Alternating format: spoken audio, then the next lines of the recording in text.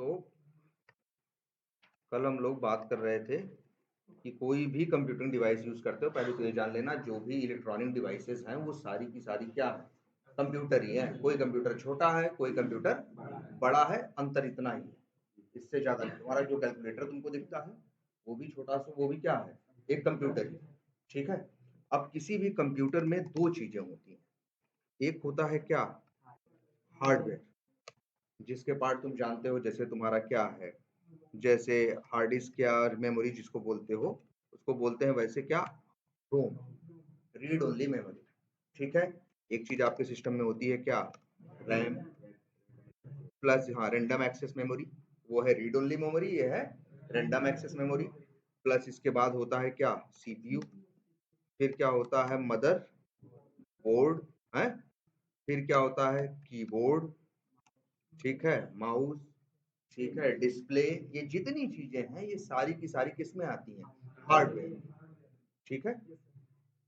और और अच्छा एक चीज ये भी देख लेना, ये भी हार्डवेयर में समझ लो, इन सबका क्या क्या रोल है। ठीक है।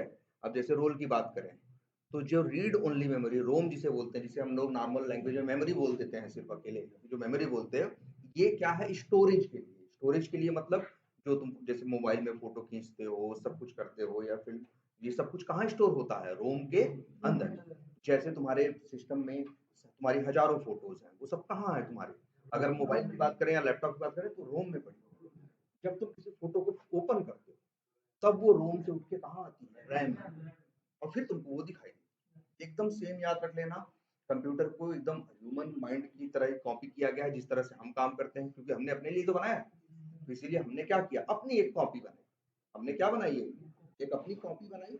और इस कॉपी के पास भी क्या है, रोम है। जैसे हमारे अपने दिमाग की बात देख लो, हम अपने दिमाग में चीजें स्टोर नहीं करते, हजारों लाखों चीजें मेरे दिमाग में स्टोर है, दुनिया भर की बातें स्टोर है, मेरे साथ क्या क्या हुआ वो स्टोर है, जो हमने पढ़ा वो स्टोर है, वो सब कहाँ है, वो रोम के अंदर। लेकिन जब तुम हमसे किसी बारे में बात करते हो, अब जैसे सेलेनियम हमें पता है या ऑटोमेशन हमें पता है, तो ये कहाँ है, मेरे मेरे दिमाग में रोम में रखा हुआ है। हम हमेशा मेरे दिमाग में नहीं, हम नहीं बोल रहे, ऐसा नहीं हमेशा सेलेनियम सेलेनियम बोलते रहते हैं। लेकिन जब तुम इस बारे में बात करते हो हमसे, तब हम बोलना स्टार्ट करते हैं। तब हम बोलना क्या करते हैं, स्टार्ट करते हैं। तो फिर हम अपनी रोम में जो मेरे दिमाग में अंदर पड़ी हैं चीजें, उनको ले आते हैं कहाँ, अपने दिमाग के दूसरे हिस्से में, जिसे बोलते हैं क्या, रैम। और इसके बाद फिर हम लोग क्या करते हैं, इनसे हम जो भी बात, जैसे अगर तुम हमसे कहो, जैसे अगर मान लो कोई हमसे ये कहे कि कल यार गए थे सामान लेके आए थे, बताओ कितना पैसा लगा।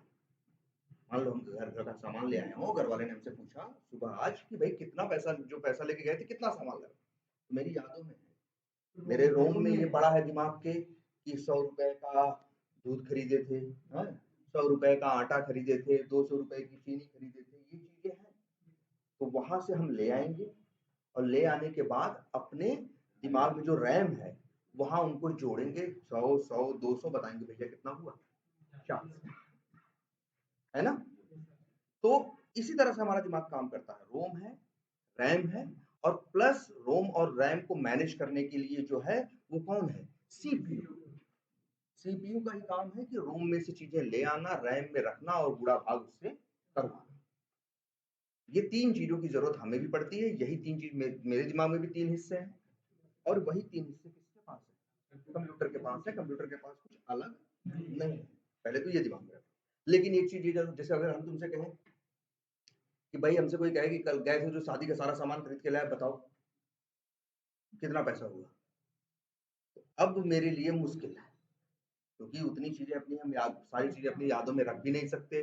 तो क्यों, क्योंकि मेरी हार्ड डिस्क की एक, मेरे रोम की एक, मेरे मेमोरी की एक लिमिट है। और प्लस मान लो रखे भी हूँ, तो हमसे कहोगे तो हम दिमाग में इतना जोड़ नहीं सकते, क्योंकि मेरे रैम की भी क्या है, लिमिट है। अगर हम शादी का सामान लेने गए थे तो पता लगा 50 सामान लेके आए थे, तो अब हमसे बोलोगे बताओ जोड़ के कितना हुआ 50, तो हम ऐसे नहीं, हम कहेंगे भैया हमें क्या चाहिए, कॉपी और पेन चाहिए, हम ऐसे बता नहीं पाए। लेकिन क्योंकि मेरे दिमाग की एक क्या है, लिमिट है।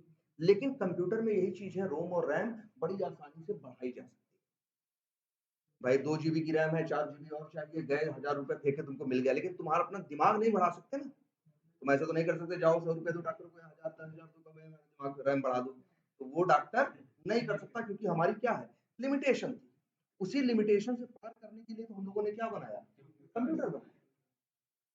कॉपी पेन पे भी कर लेते थे, लेकिन कॉपी पेन पे भी हमको अपने दिमाग से ही जोड़ना घटाना पड़ता था और उसकी भी एक लिमिट थी, ठीक है। लेकिन इसको इसीलिए तो हमने बनाया क्योंकि जो काम जो बुरा भाग है हम इसको ऑर्डर करें और ये हमारे लिए वो काम करते। इतनी बात समझ में आती है। लेकिन कोई भी हार्डवेयर तब तक बेकार है जब तक उसके अंदर क्या ना हो, सॉफ्टवेयर। सॉफ्टवेयर ही बताता है कि तुम्हें क्या करना है और क्या नहीं। ये काम लायक तभी बनता है। जैसे हार्डवेयर की बात करें, तुमने पागल आदमी नहीं देखा है? देखा है। हार्डवेयर सब उसके पास है, हाथ है, पैर है, रैम उसके दिमाग में भी है, रोम सब कुछ है, लेकिन उसका सॉफ्टवेयर क्या हो गया, बिगड़ गया। हाँ, इसी वजह से क्या करता है वो बेचारा, वो ढंग से काम, तो ऐसे ही तुम्हारा ये कंप्यूटर है, जब तक इसके अंदर सॉफ्टवेयर न पड़े ये क्या है, बेकार। और जो सबसे बेसिक सॉफ्टवेयर है जो किसी भी हार्डवेयर डिवाइस में सबसे पहली बार पड़ता है जिससे कि वो ऑपरेट करने लायक बनता है, उसी को हम लोग बोलते हैं क्या, ओएस या ऑपरेटिंग सिस्टम। ठीक है। जैसे इसमें विंडो पड़ा हुआ है, मोबाइल में तुम्हारे एंड्रॉयड पड़ा हुआ है। विंडो के भी मोबाइल आते थे ना पहले, अब तो कम हो गए, विंडो के मोबाइल भी आते थे, एप्पल का भी आता है। अब तो एक और बंद हो गया, पहले एक और भी आता था, सिम्बियन। सिम्बियन भी एक अब मोबाइल आता था, उसमें ओएस इसका पड़ा रहता था, सिम्बियन ओएस करके पड़ा रहता था। तो दुनिया भर के मार्केट में क्या है, बहुत से ओएस है। जब तक वो ओएस नहीं पड़ेगा तब तक वो हार्डवेयर काम के लायक नहीं। क्लियर है इतनी बात? अब दूसरी बात, हर सॉफ्टवेयर की और हार्डवेयर की एक कॉम्पेटिबिलिटी भी होती है। कोई भी सॉफ्टवेयर कहीं भी नहीं पढ़ सकता। अब जैसे अगर हम ले आए विंडोज 11 और एक पुराना 15 साल पुराना लैपटॉप ले आए जो काम करता हो, उसमें डालने की कोशिश करें, शायद न पढ़ पाए। 20 साल पुराने क्यों? क्योंकि पुराने लैपटॉप में जो रैम थी, रोम थी, ये सब क्या थी, कम थी। और आजकल के जो नए ऑपरेटिंग सिस्टम आए हैं समय के हिसाब से, इनकी डिमांड है कि कम से कम 2 GB या 4 GB क्या होनी चाहिए। विंडोज अगर विंडोज 11 चलाना है तो 4 GB रैम होनी चाहिए, ये होना चाहिए, ये होना चाहिए, ये होना चाहिए। लेकिन जबकि 20 साल पहले जो हम लोग लैपटॉप चलाते थे तब 1 GB रैम भी रहा करती थी, 512 MB रैम। तो उस पर नहीं, तो इसीलिए हर हार्डवेयर के हिसाब से क्या आते हैं, सॉफ्टवेयर आते हैं। तो जो आज का कंप्यूटर चल रहे हैं उसके लिए तुम्हारे सारे ये ऑपरेटिंग सिस्टम काम करेंगे। और ऑपरेटिंग सिस्टम मार्केट में तुमको बताए हैं हमने, 3 फेमस हैं। एक है क्या, विंडोज, एक है लिनक्स या लाइनक्स पढ़ो, और एक है तुम्हारा क्या, मैक है। मैक है, इसका फुल फॉर्म है मैकिंटोश, पर हाँ मैकिंटोश है इसका नाम। ये लाइनक्स है और ये क्या है, विंडोज है। ये 3 ऑपरेटिंग सिस्टम है। अगर कोई भी लैपटॉप चाहिए तो दुनिया, वैसे और भी है दुनिया में, लेकिन मेनली मार्केट में यही तीनों चलते हैं। तो जो तुम्हें यूज करना है उसके हिसाब से तुम क्या करोगे, वो अपना भाई हार्डवेयर ले आए। अब इसके अंदर हम क्या डालेंगे, सबसे पहले ऑपरेटिंग सिस्टम। ऑपरेटिंग सिस्टम क्या है, ये भी एक सॉफ्टवेयर है, ठीक है। लेकिन इसमें भी जैसे कुछ लिमिटेशन है। जैसे ये जो मैक ओएस है, क्या नाम है, मैक ओएस जो है, मैक ओएस किसी भी हार्डवेयर पे नहीं पड़ता। अगर किस लैपटॉप पे मैक ओएस डालने की कोशिश करोगे तो इंस्टॉल नहीं हो पाएगा। रीजन, क्योंकि मैक ओएस की लिमिटेशन है कि भैया वो इंस्टॉल होगा तो सिर्फ एप्पल का अगर लैपटॉप लेके आओगे या डेस्कटॉप तो वहीं पड़ेगा, दूसरी मशीन पे पड़ेगा नहीं, ठीक है। विंडोज और लाइनक्स का क्या है, ये जनरली किसी भी मशीन पे आप इंस्टॉल कर सकते हो, ठीक है, किसी भी सिस्टम पे इंस्टॉल कर सकते हो। उसमें भी ये जान लेना, ये जो है ये क्या है, पेड है। इसकी कॉस्ट है 4,000, 5,000, 7,000, 8,000, 10,000 रुपए इसकी क्या है, तो ये पेड है, इसीलिए इसको कहते हैं पेड है ये सॉफ्टवेयर, ठीक है। इसकी कॉस्ट है। और इसकी कॉस्ट को इसको हम लोग की लैंग्वेज में क्या वर्ड चलता है, लाइसेंस। हम जब भी कोई सॉफ्टवेयर यूज करना चाहते हैं जो कि पैसे का मिलता है, तो जब हम उसे पैसा देते हैं तो वो हमें क्या देता है, लाइसेंस देता है।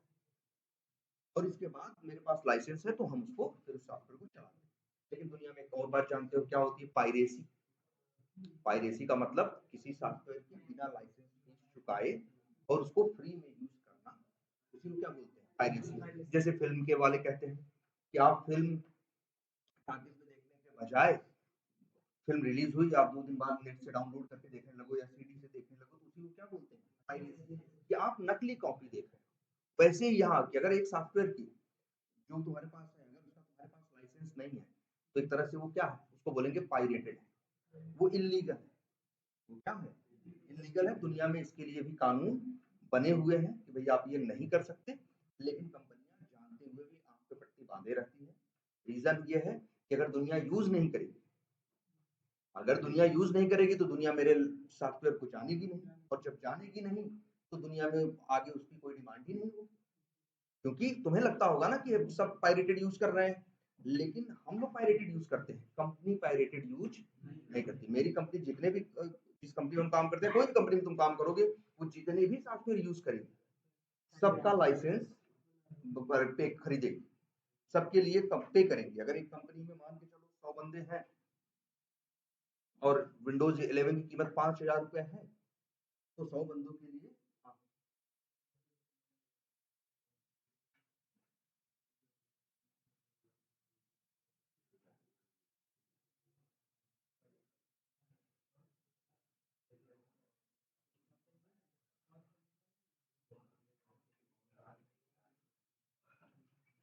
ठीक है, ये बात समझ में आती है सबको।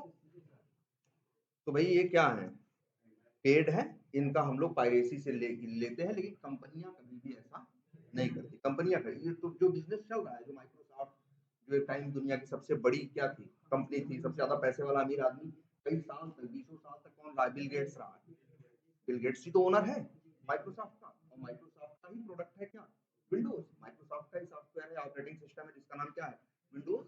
तो वो हमारे तुम्हारे भरोसे नहीं बैठे हुए, वो बैठे हुए हैं कंपनियों के साथ, कि जो कंपनियां यूज करती हैं वो लाइसेंस फी चुकाती हैं, तभी यूज करती हैं, अदरवाइज यूज नहीं करती। क्योंकि रीजन है, क्योंकि अगर इसके लिए उनके ऊपर छापा पड़ा तो उनको 1 का 10 देने की जरूरत पड़ सकती है एज अ फाइन। इसी वजह से कंपनियां ऐसा नहीं करती, कंपनियां हमेशा लाइसेंस फी पे करती हैं, तभी कोई सॉफ्टवेयर यूज करती है। ठीक है, इतनी बात समझ में आई। अब दूसरा एक सॉफ्टवेयर और है, ऑपरेटिंग सिस्टम लाइनक्स, ये भी नेट से डाउनलोड, ये कंप्लीटली क्या है, फ्री है। ये एक भी पैसे चार्ज नहीं करता। जिन लोगों ने बनाया है उन्होंने रखा है, उन वहां से आप नेट से डाउनलोड करो, कोई कोई चार्ज नहीं, कोई कुछ नहीं, कोई लाइसेंस फी नहीं। अब आप अपने सिस्टम पे इंस्टॉल करो और इसको यूज करो। और मैक वाले तो कहते हैं कि हम भी पैसा नहीं लेंगे, मैक वाले कहते हैं कि हम पैसा नहीं लेंगे, लेकिन जाओ पहले मेरा लैपटॉप खरीद के लाओ, वहां पैसा देना। हाँ, उनकी एक सिचुएशन, उनकी एक कंडीशन है कि मेरा तुम्हें क्या खरीदना पड़ेगा, हार्डवेयर। मतलब मेरा भाई विंडोज तो तब भी है कि मेरे पास कोई भी लैपटॉप है, किसी भी चाहे लेनोवो का हो, चाहे एचपी का हो, चाहे डेल का हो, हम गए 4-5 हजार रुपए दिए और ले आए। लेकिन मैक के केस में नहीं, मैक के केस में तो जाएंगे पहले 1.5 लाख का लैपटॉप खरीदेंगे, 1 लाख का लैपटॉप खरीदेंगे, इसके बाद हम उसके ऊपर मैक ओएस को चला पाएंगे, अदरवाइज हम चला नहीं पाएंगे। इतनी बात समझ में आई। तो ये सबसे बेसिक पहला सॉफ्टवेयर है ये। और इसके लिए, अच्छा, इसको ऑपरेटिंग सिस्टम भी बोलते हैं, और इसके लिए एक नाम और इस्तेमाल होता है, प्लेटफॉर्म। हम लोग जैसे आपस में बात भी करते हैं, यार कौन सा प्लेटफॉर्म है हमारे सिस्टम पे। प्लेटफॉर्म बोलने का मतलब ट्रेन का प्लेटफॉर्म नहीं है, प्लेटफॉर्म का मतलब कौन सा ऑपरेटिंग सिस्टम है। ठीक है, तो प्लेटफॉर्म वर्ड भी खूब चलता है, प्लेटफॉर्म भी बोलते हैं और ऑपरेटिंग सिस्टम भी। तो सबसे पहले हार्डवेयर का अरेंजमेंट किया, फिर क्या अरेंजमेंट किया, सॉफ्टवेयर का। और सॉफ्टवेयर का अरेंजमेंट मतलब क्या, और सॉफ्टवेयर में भी क्या, सॉफ्टवेयर बहुत है, ऑपरेटिंग सिस्टम मान लो हम विंडोज ले आए। अब विंडोज जब तुम ले आते हो तो वो अब उसके साथ ही बहुत सी चीजें पहले से बना के देते हैं। जैसे तुम बताओ, तुम कार खरीद के लाते हो, कार बनाती है कंपनी ना, लेकिन कार के साथ सीट, एसी, ये वो दुनिया भर की एक्सेसरी अलग से देती है कि नहीं।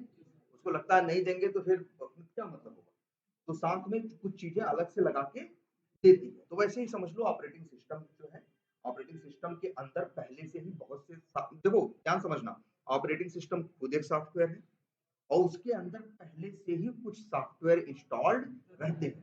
जैसे तुम देखो अभी रिकॉर्डिंग कर रहे हैं, ये रिकॉर्डिंग करने के लिए इन्होंने कोई सॉफ्टवेयर नहीं डाला होगा, ये गाना सुन लेते हो, पिक्चर देख लेते हो, है ना, नोटपैड ये जिसपे हम लिख रहे हैं, ये सब भी क्या है, सॉफ्टवेयर है।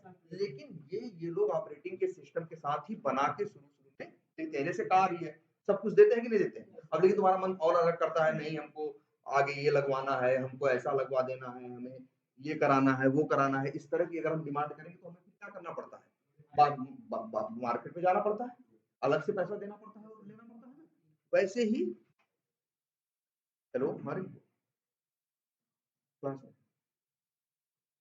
हाँ हाँ ना सबसे नहीं आई बात समझ में।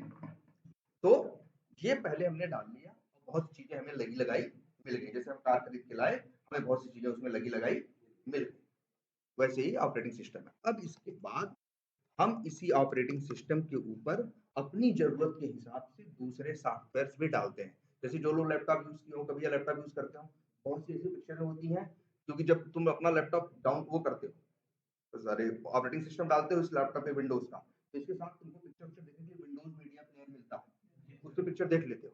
एक कुछ पिक्चरें ऐसी होती हैं जो विंडोज मीडिया प्लेयर कहता है कि हम नहीं चला पाएंगे, तब तुमको जरूरत पड़ती है एक नए सॉफ्टवेयर की जिसका नाम होता है वीएलसी मीडिया प्लेयर। देखा होगा तुमने कभी, हाँ? तो फिर तुम जाते हो नेट से वीएलसी मीडिया प्लेयर क्या करते हो, डाउनलोड करते हो और फिर से उसे डबल क्लिक करके क्या करते हो, इंस्टॉल करते हो। तो ये तुमने अलग से डाला, ये इसमें पहले से पड़ा हुआ नहीं था। तो जो वो वीएलसी मीडिया प्लेयर है वो भी एक क्या है, सॉफ्टवेयर है।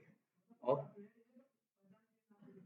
भाई भाई देखो, हाँ भाई सॉफ्टवेयर, गाना बजाने वाले या पिक्चर देखने वाले हजारों हैं दुनिया में, तो हमने अगर एक बनाया तो उसको एक नाम देंगे ना। अगर नाम नहीं देंगे किसी किसी चीज को, तो वो कैसे दुनिया में उसका प्रचार करेंगे, कैसे हम उसको बेचेंगे, कैसे लोग खरीदेंगे, कैसे उसके बारे में लोग बात करेंगे, नाम तो देना पड़ेगा। तो भाई मेरी कंपनी जो भी रही हो, हो सकता है कंपनी का नाम वीएलसी था, या कुछ सोच के उन्होंने नाम क्या रख दिया इसका, वीएलसी। कोई किसी ने रख दिया एमएक्स प्लेयर, एमएक्स प्लेयर भी एक आता है, हाँ वो भी अलग से डालते हो, एंड्रॉइड में आता है, अब पहले लगा हुआ आता हो, पहले अलग से डालना पड़ता, या इसमें भी अलग से डाल सकते हो। लैपटॉप में भी सर्च करो अभी एमएक्स प्लेयर मिलेगा। तो उन्होंने अपने का नाम क्या रखा, एमएक्स प्लेयर, वो भी पिक्चर दिखाता है, वीएलसी मीडिया प्लेयर भी पिक्चर दिखाता है। ऐसे दुनिया में और हजारों सॉफ्टवेयर पिक्चरें दिखाने के लिए, वीडियो चलाने के लिए बने हुए। क्लियर है इतनी बात। तो हम बहुत से सॉफ्टवेयर हमको ओएस के साथ मिल जाते हैं, और बहुत से फिर हम अलग से क्या करते हैं, एक तरह से कहा, इसीलिए बोलते हैं इनको ये कैसे सॉफ्टवेयर है।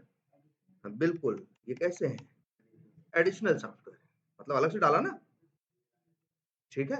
ये क्या है, एडिशनल सॉफ्टवेयर। और एडिशनल सॉफ्टवेयर भी बहुत रहते हैं हमारे पास, हमने फिल्म देखने के लिए लिख दिया, एक जैसे एमएस ऑफिस आता है, वो एमएस ऑफिस भी विंडोज के साथ बाय डिफॉल्ट नहीं आता है, माइक्रोसॉफ्ट वालों का ही, लेकिन उसको क्या करना होता है, अलग से डाउनलोड करना पड़ता है, उसकी लाइसेंस फीस जो है वो अलग है। लेकिन हम लोग तो क्या यूज कर लेते हैं, पायरेटेड कॉपी यूज कर लेते हैं, तो हम लाइसेंस पे नहीं करते। बट दुनिया जहां लोग वो कहते हैं ना बिजनेस के पॉइंट ऑफ व्यू से यूज होता है, वहां वो लोग इसका भी लाइसेंस खरीदते हैं। तो अलग अलग सॉफ्टवेयर लोग, जैसे क्रोम है, अब इसे डाला इसमें, उनके सिस्टम पे क्रोम नहीं था ना, क्योंकि भाई माइक्रोसॉफ्ट वालों का था ऑपरेटिंग सिस्टम, उन लोगों ने लगा लगाया क्या दिया, अपना वो दिया ब्राउजर, क्या एज, माइक्रोसॉफ्ट एज। लेकिन क्रोम नहीं देंगे, क्रोम चाहिए तो हमें नेट से क्या करना होगा, डाउनलोड करना होगा, फिर हम क्रोम इंस्टॉल करेंगे तब। तो क्रोम भी मेरे लिए क्या है, एक एडिशनल सॉफ्टवेयर। ऐसे मेरे पास, हम अपने सिस्टम में जरूरत के हिसाब से सॉफ्टवेयर नेट से डाउनलोड करते हैं और अपने सिस्टम पे अपने, और कहाँ डालते हैं, ओएस पे। देखो हार्डवेयर पे रखा ऑपरेटिंग सिस्टम, ऑपरेटिंग सिस्टम के ऊपर ही सारे सॉफ्टवेयर इंस्टॉल्ड होते हैं, इसीलिए तो ऑपरेटिंग सिस्टम को प्लेटफॉर्म कहा जाता है। इसीलिए तो उसको क्या कहते हैं, प्लेटफॉर्म। की वो एक प्लेटफॉर्म है जिसके ऊपर और दूसरे सॉफ्टवेयर अब आप इंस्टॉल कर सकते हैं। जाएगा क्यों नहीं जाएगा, सब सब कुछ होगा वही, स्टोर करोगे, डाउनलोड करोगे, जाएगा कहाँ, स्टोर होगा रोम में। जब उसे चलाओगे तो चलेगा कहाँ, रैम पे। हाँ, सब कुछ वैसे ही होगा, बस ये ऐसा सॉफ्टवेयर है जो पहले से इसमें लगा हुआ नहीं है, आप इसको अलग से डाल रहे हैं, अलग से। और सॉफ्टवेयर डालने को सॉफ्टवेयर डालना नहीं कहते, इसके लिए वर्ड इस्तेमाल करते हैं, याद रखना हमेशा, इंस्टॉल। हाँ, अपने बिल्कुल, भाई जिस पर्पज से बना गया है, बनाया गया, दुनिया में जितने भी तुमको, अच्छा तुम सब जितने तुम मोबाइल पे एप्स यूज करते हो, वो देखो, वो मोबाइल की बात कर लो तो एंड्रॉइड क्या है, ऑपरेटिंग सिस्टम है या प्लेटफॉर्म, लगे लगाए बहुत से ऐप आते हैं, और बहुत से ऐप अलग से क्या करते हो, डाउनलोड करके इंस्टॉल करते हो, है ना। सेम ऐसे ही तुम्हारा कंप्यूटर, कोई भी डिवाइस ऐसे ही काम करती है। इतना आइडिया लगा। और एक चीज बता दें, किसी भी सॉफ्टवेयर में है क्या, कोई कोई भी सॉफ्टवेयर बनता कैसे है, जैसे चाहे हम ये एडिशनल सॉफ्टवेयर की बात करें, चाहे ऑपरेटिंग सिस्टम की बात करें, ये सब बनते हैं किससे? लाइन ऑफ कोड से। हर सॉफ्टवेयर के अंदर ढेर सारी लाइनें लिखते हैं लोग, जिसकी वजह से वो काम करता है, और कुछ नहीं। ना सर्च इंजन नहीं बता रहे हैं। पहली बात तो इतनी बात समझ में आती है कि नहीं? पहले एक सॉफ्टवेयर में क्या होता है? Line of code. कोई भी सॉफ्टवेयर उठा के देखोगे, लाइन ऑफ कोड होता है, चाहे जिस चीज की बात कर लो, ठीक है। अगर उसको राइट क्लिक करके ओपन करके देखोगे तो उसमें कुछ ऐसा कोड दिखाई देगा जो तुमको समझ में भले अभी नहीं आएगा, लेकिन है उसके अंदर क्या? कोड, और जिसे सैकड़ों लोगों ने मिलके कई सालों में बनाया है। जो भी तुम्हें एक सॉफ्टवेयर दिखता है, ऐसा नहीं कि 10 दिन में बना दिया, या कोई ने बैठा रात को सोचा और सवेरे बना दिया ना। मतलब कई साल मिलके और कई लोग मिलके काम करते हैं, तब कुछ वो बनता है। और बनने का मतलब, जैसे हमको एक अपना सॉफ्टवेयर बनवाना है, किस लिए बनवाना है? यूं थोड़ी बनवाना है, कुछ यूज होगा। हम मान लो मेरे कस्टमर्स है जो उसको यूज करेंगे, तो हम क्या करेंगे? पहले 20 लोगों को हायर करेंगे, उनके साथ अपना प्लान डिस्कस करेंगे कि आखिर हमें चाहिए क्या, ठीक है। और हाँ, इसके बाद हम लोगों से डिस्कस करने के बाद तब बनाना शुरू होगा। अब 20 लोगों को हमने हायर किया, उनको हम सैलरी देंगे। सोचो 20 लोगों की सैलरी अगर देखोगे डॉलर्स में, तो सैलरी बहुत होगी। मतलब एक कंपनी अगर 20-25 लोगों को हायर कर रही है, तो मान के चलो हर महीने 50-60 लाख रुपए सैलरी दे रही। एक आध साल वो लोग क्या करेंगे? बनाएंगे 4-6-8 महीने। इसके बाद ऐसा नहीं इंतजार करेंगे कि जब पूरा बन जाएगा तब देंगे, तो पूरा बनने में तो 4 साल लगेगा। हम 4-6-8 महीने में बना लेंगे, कुछ तो बन जाएगा ना। हाँ, जो काम की चीजें होंगी वो पहले मेन, जो ज्यादा जरूरी हो पहले बनवा लेंगे। बनवाने के बाद कस्टमर को कह देंगे क्या? यूज कर। और इधर अपने बंदों से जो 20 आदमी रखे हैं उनसे और बनवाते रहेंगे, और टाइम टाइम पे उसे क्या करेंगे? अपडेट कराएंगे। जैसे नहीं होता, देखो तुम लोग का विंडोज एंड्रॉइड अपडेट होता है, एप्स अपडेट होते हैं। देखो वही, कभी कभी तो अमेजन भी खोलो तो कहता है अपडेट करने को, फ्लिपकार्ट भी खोलो कहता है क्या करने को? अपडेट करने को। तो वो लोग काम चलता रहता है, और उसी में नई नई चीजें वो जोड़ते चले जाते हैं। जैसे आज तुमको लगता हो कि फ्लिपकार्ट में इतना चीजें हैं, 10 साल पहले फ्लिपकार्ट में इतनी चीजें नहीं। समय के हिसाब से चीजें धीरे धीरे उसमें क्या की गई, डाली गई हैं। इसी के लिए हम लोग वर्ड इस्तेमाल करते हैं क्या? अपडेट। क्या बोलते हैं? अपडेट, ठीक है। सॉफ्टवेयर को क्या करना होता है? टाइम टाइम पे सॉफ्टवेयर को क्या करते हैं? अपडेट करते हैं। इतनी बात समझ में आती है? एक बेसिक स्ट्रक्चर समझ में आया कि लैपटॉप क्या है, क्या हार्डवेयर क्या है, सॉफ्टवेयर क्या है, ऑपरेटिंग सिस्टम क्या है, और उसके ऊपर अलग से सॉफ्टवेयर इंस्टॉल कर सकते हैं, ठीक है। चलो, अब तो ये तो हो गया तुम्हारा किसके बारे में? हाँ, हार्डवेयर और सॉफ्टवेयर के बारे में। अब सॉफ्टवेयर की भी 2 कैटेगरी। पहले जैसे सॉफ्टवेयर की एक कैटेगरी देखी तुमने, पहले 2 कैटेगरी पहले ही देख ली। एक वो जो ऑपरेटिंग सिस्टम था, और एक ऐसा एप्लीकेशन जो आप उसके ऊपर इंस्टॉल करते हैं, जो ऑपरेटिंग सिस्टम पे क्या करते हैं? इंस्टॉल करते हैं, ठीक है। ठीक है, 2 टाइप के थे। अब ये जो देखो ध्यान से, एक हो गया क्या बोलते हैं? एक को बोलते हैं क्या? ओएस। ये तो बड़ा बेसिक है। और जो दूसरे सॉफ्टवेयर करते हैं ना, इनके लिए कॉमन वर्ड इस्तेमाल होता है क्या? एप्लीकेशन। एप्लीकेशन बोले तो भी समझ लो हम क्या बोल रहे हैं। हाँ, सॉफ्टवेयर की ही बात हो रही है, कुछ और बात नहीं हो रही। तो ओएस होते हैं, और एक ओएस और दूसरा क्या? एप्लीकेशन। मतलब एक टाइप मान के चलो क्या है तुम्हारा? ओएस है, और दूसरा टाइप क्या है मान लो? एप्लीकेशन। जो अलग से डाल रहे हो ना, वही क्या है? एप्लीकेशन है। जो एडिशनल सॉफ्टवेयर जिनको बोलते हैं वही क्या है? एप्लीकेशंस है। और जो पहले से पड़ा हुआ है वो क्या है? ऑपरेटिंग सिस्टम है। ऑपरेटिंग सिस्टम के अंदर भी कुछ एप्लीकेशन पहले से पड़े रहते हैं। अब बात करते हैं जरा इन एप्लीकेशंस की। एप्लीकेशन भी 2 टाइप के होते हैं। अगर हम बात करें तो एप्लीकेशन भी क्या होते हैं? 2 टाइप के। देखो, एक का नाम होता है डेस्कटॉप बेस्ड एप्लीकेशन, ठीक है। एक को क्या बोलते हैं? डेस्कटॉप बेस्ड एप्लीकेशन भी बोलते हैं। एक कॉमन वर्ड और भी चलता है क्या? विंडो बेस्ड एप्लीकेशन, ठीक है। नहीं भाई, यही कॉमन नाम है। चाहे बहुत लोग क्या बोलते हैं? डेस्कटॉप बेस्ड एप्लीकेशन, बहुत से लोग बोलते हैं क्या? विंडो बेस्ड हम बात कर रहे हैं सिर्फ किसकी, कंप्यूटर की। तो अब इनको क्या, ये क्या है, ऐसे एप्लीकेशन या ऐसे सॉफ्टवेयर जो आप अपने सिस्टम पे इंस्टॉल करते, उसी को बोलते हैं क्या, डेस्कटॉप बेस्ड एप्लीकेशन। जैसे वीएलसी मीडिया प्लेयर अपने आप थोड़ी चलने लगता है, डबल क्लिक करके क्या करते हो, पहले इंस्टॉल करते हो ना।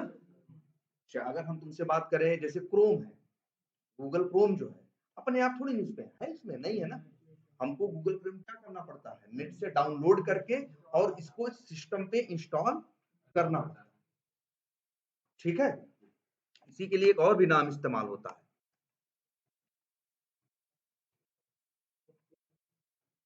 सिस्टम सॉफ्टवेयर बोलें, डेस्कटॉप बेस्ड एप्लीकेशन बोलें या विंडो बेस्ड एप्लीकेशन बोलें। ये तीनों एप्लीकेशन का मतलब ऐसे एप्लीकेशन या ऐसे सॉफ्टवेयर की बात हो रही है जो किसी सिस्टम पे डाउनलोड करके और इंस्टॉल किए जाते हैं।